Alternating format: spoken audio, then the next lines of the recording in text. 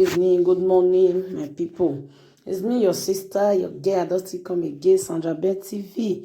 So before I continue, if you have been watching me, you have not subscribed, please hit that red button and the notification bell so that you'll be the first to alert anytime when I come online. Thank you very much. So drop your comment down below. Finally, Muhammadu Buhari don't come out, come approach the youth. So thank you guys for watching. Thank you very much. If you have subscribed before, may God bless you. Thank you very much. Please remember to subscribe and touch that red button and the notification bell. Thank you guys. Thank you very much. Nigerians, it has become necessary for me to address you, having heard from many concerned Nigerians and having concluded a meeting with all the security chiefs. I must warn those who have hijacked and misdirected the initial, genuine and well-intended protest of some of our youth in parts of the country against the excesses of some members of the now disbanded Special Anti-Robbery Squad, SARS. On Monday, 12th October, I acknowledge the genuine concerns and agitations of members of the public regarding the excessive use of force by some members of SARS. The choice to demonstrate peacefully is a fundamental right of citizens as enshrined in Section 40 of our Constitution and other enactments. But this right to protest also imposes on the demonstrators the responsibility to respect the rights of other citizens and the necessity to operate within the law. As a democratic government, we listened to and carefully evaluated the 5-point demands of the protesters. And having accepted them, we immediately scrapped SARS and put measures in place to address the other demands of our youth. On approving the termination of SARS, I already made it clear that it was in line with our commitment to the implementation of extensive police reforms. Sadly, the promptness with which we have acted seem to have been misconstrued as a sign of weakness and twisted by some for their selfish, unpatriotic interests. The result of this is clear to all observers. Human lives have been lost, acts of sexual violence have been reported, 2 major correctional facilities were attacked and convicts freed, public and private properties completely destroyed or vandalized, the sanctity of the palace of a peacemaker, the Oba of Lagos, has been violated. So-called protesters have invaded an international airport and in the process disrupted the travel plans of fellow Nigerians and our visitors. All this executed in the name of the End SARS protests. I am indeed deeply pained that innocent lives have been lost. These tragedies are uncalled for and unnecessary. Certainly, there is no way whatsoever to connect these bad acts to legitimate expression of grievance of the youth of our country.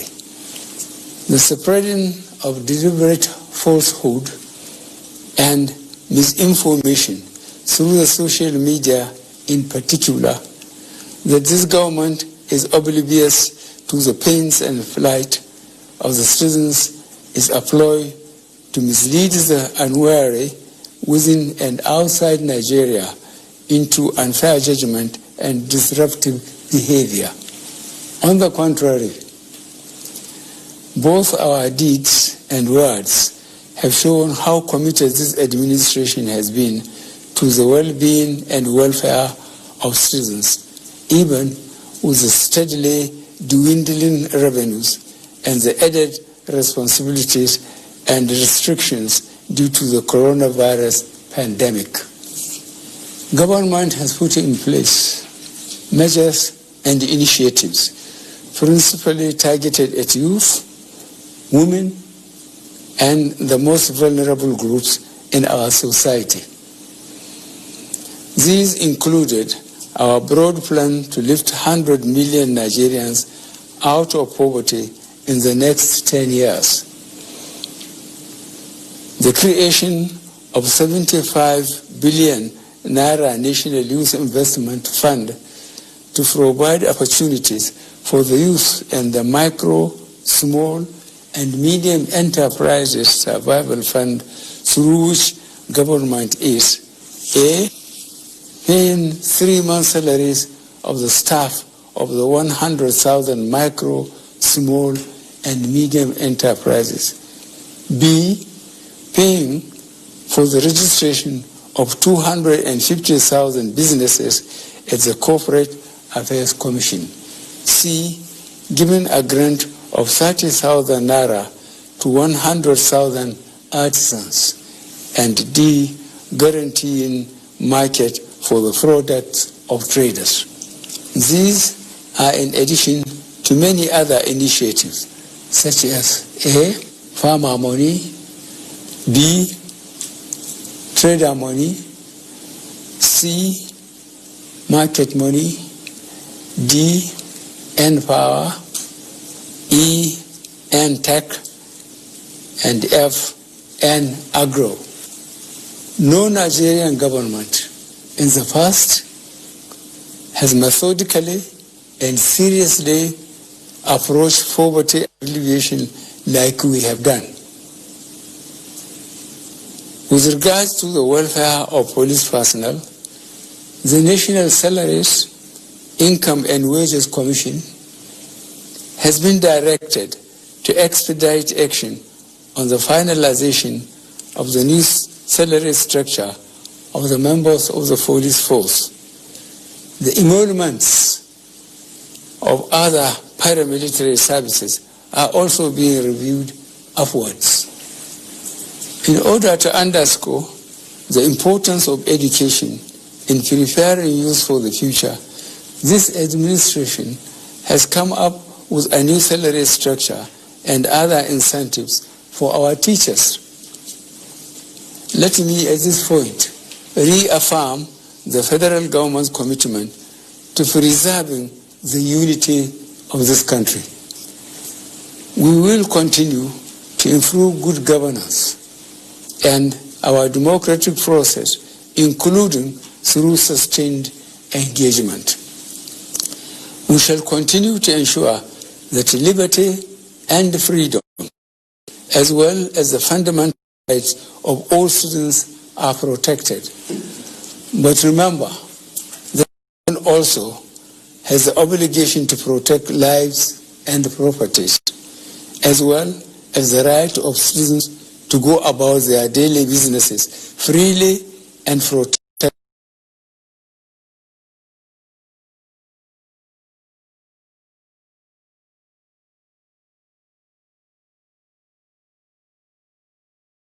expressed concern about the ongoing development in Nigeria.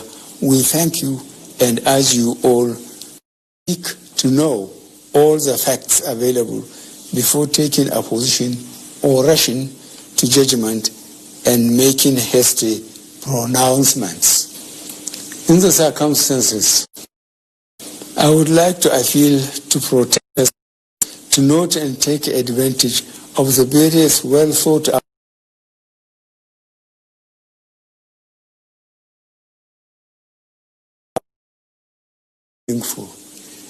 resist the temptation of being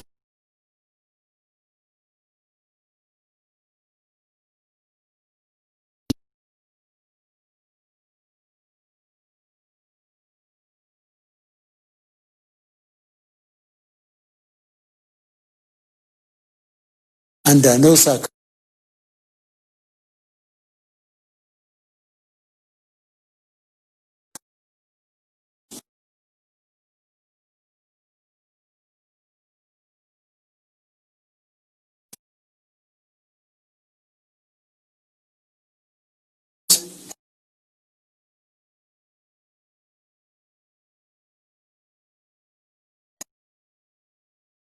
to go about their normal businesses.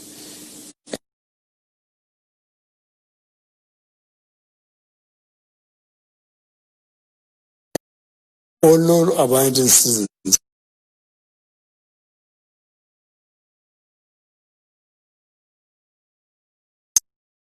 officers of the Nigeria Police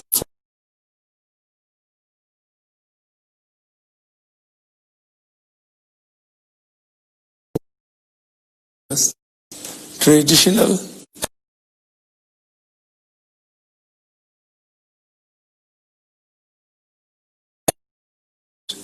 who have respected their fellow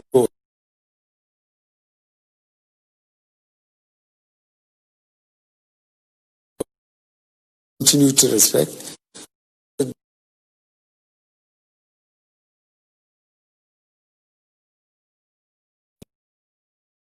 groups to disrupt the peace